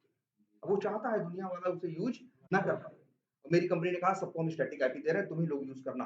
तो इस आईपी से रिक्वेस्ट आएगी तो सर्वर रिस्पांस देगा, दूसरी आईपी से रिक्वेस्ट आएगी तो सर्वर रिस्पांस ही नहीं देगा, भैया तुम अननोन आदमी, तुमसे बात नहीं करेंगे। तो इसलिए जहां सिक्योरिटी वाली बात आती है कई बार वहां पे स्टैटिक आईपी, जैसे बहुत से ऐसे सॉफ्टवेयर होते हैं जिनको यूज करो तो कहते हैं ना भाई अपनी स्टैटिक आईपी दो, बताओ पहले अपनी स्टैटिक आईपी व्यवस्था करो, व्यवस्था हो जाए वो स्टैटिक आईपी हमको दो, फिर हम उसको व्हाइट लिस्ट में डालेंगे। इसमें डालेंगे, ब्लैक लिस्ट व्हाइट लिस्ट होती है ना, व्हाइट लिस्ट में डालेंगे, अब तब यूज करोगे तो यूज होगा, अदरवाइज यूज नहीं करोगे। ठीक है, ठीक है। तो इतनी बात समझ में आई? बिल्कुल है, लाखों करोड़ों अरबों हैं, जितने कंप्यूटर्स हैं उतनी ऐप, जितने कंप्यूटर इस समय चल रहे होंगे अगर वो इंटरनेट पे काम कर रहे हैं तो बिना आईपी के। अरे यार अभी तुम अपनी मेल से किसी को कुछ भेज दो, गलत सही कर दो, पुलिस पहुंच जाती है फट से ना, पुलिस तुम्हारे पास नहीं पहुंचती, पुलिस सीधे पहुंचती है कि मैं आई कहाँ से है, भाई ये जो जिसने ये किया है कहाँ से आया है, एयरटेल, अच्छा जीमेल से, पुलिस पहुंचेगी जीमेल वालों के पास, गूगल वालों के पास, गूगल वालों को रिक्वेस्ट करेंगे भैया ये आदमी इतनी ये मेल है, ये मेल आई थी, तो उनके पास सब हिसाब होता है इस आदमी को इतने बजे इस यूजर नेम वाले को इतनी वो ये वाली आईपी एड्रेस असाइन हुई थी, तो वहां से पहुंच जाएंगे तुम्हारे घर, चीजें तो पकड़ते हैं, कुछ भी करो तुम्हें ट्रैक हो जाते हो ना, क्यों, आईपी एड्रेस के साथ। हाँ, उसके पास एक ही आईपी हो। हाँ पहली बात तो सारे कंप्यूटर को मिला के उन्होंने एक कंप्यूटर बनाया है, हाँ उसकी एक आईपी। अब तुम हजारों लाखों लोग जो हो, तुम्हारी भी क्या है, हाँ हाँ तुम्हारे पास भी आईपी, लेकिन तुम्हारी आईपी तुम लोग अलग से पे नहीं करते हो, इसलिए तुम्हारी डायनामिक है। लेकिन आईपी कब मिलेगी, जब नेट से कनेक्ट होगे तब, बिना आईपी के काम। अच्छा एक चीज ये भी है, चाहो तो बिना इंटरनेट के भी एक कंप्यूटर को दूसरे कंप्यूटर से क्या कर सकते हो, या 10 कंप्यूटर को जोड़ सकते हो, इसको बोलते हैं लोकल नेटवर्क, हाँ केबल से, उसको बोलते हैं क्या, लोकल नेटवर्क। वो लोकल नेटवर्क भी अगर आपस में 10 में आपस में बात कर रहे हैं तो वहां पे भी उन 10 के पास कुछ ना कुछ आईपी होगी, नहीं तो एक कंप्यूटर समझ ही नहीं पाएगा कि हमें किसको जवाब देना है या किससे सवाल पूछना है। वो सिर्फ आईपी एड्रेस ही वो चीज है जिसके सहारे एक कंप्यूटर दूसरे कंप्यूटर को पहचानता है। क्लियर है ये? तो एक चीज आईपी आपको पता है, ठीक है, ये बेसिक बात है। और बाकी आपको पता है क्या, क्लाइंट सर्वर आर्किटेक्चर अब पता है आपको, वेब बेस्ड एप्लीकेशन क्या होते हैं ये पता है, और जनरली ये काम कैसे करते हैं। एक बार अगर हम 1 घंटे फ्लिपकार्ट में इधर उधर घूमें तो जानते हो हम क्या करेंगे उतनी देर में, हम सैकड़ों रिक्वेस्ट भेजेंगे और तब तक सैकड़ों रिस्पांस आ चुका होगा। जैसे जब मैं मोबाइल पे क्लिक करते तो मोबाइल खुल जाता है, वो भी रिक्वेस्ट का रिस्पांस है। ठीक है, फिर मोबाइल पे चले गए, क्लिक किया, ये वाला मोबाइल देखा, रिक्वेस्ट गया, रिस्पांस आया, फिर दूसरे मोबाइल पे क्लिक किया, रिक्वेस्ट गया, रिस्पांस। 1 घंटे यूज करोगे तो पता चलेगा तुम कई सौ रिक्वेस्ट भेज दिए और कई सौ रिस्पांस आ गए। क्लियर है? हर कदम कदम पे बस एक ही काम हो रहा है, रिक्वेस्ट और रिस्पांस, इसके अलावा कुछ नहीं। इसी पे पूरा तुम्हारा वेब टेक्नोलॉजी, इंटरनेट या जो वेब एप्लीकेशन है सब इसी पे टिके हुए हैं, और ज्यादा कुछ नहीं। क्लाइंट सर्वर आर्किटेक्चर इसी को बोलते हैं, क्या, client server architecture, request response. Client request भेजता है, सर्वर क्या देता है, रिस्पॉन्स देता है। क्लियर है ये? तो चलो आज इतना ही रखते हैं। ये कहाँ से रिकॉर्डिंग इसकी स्टॉप हुई? ये है।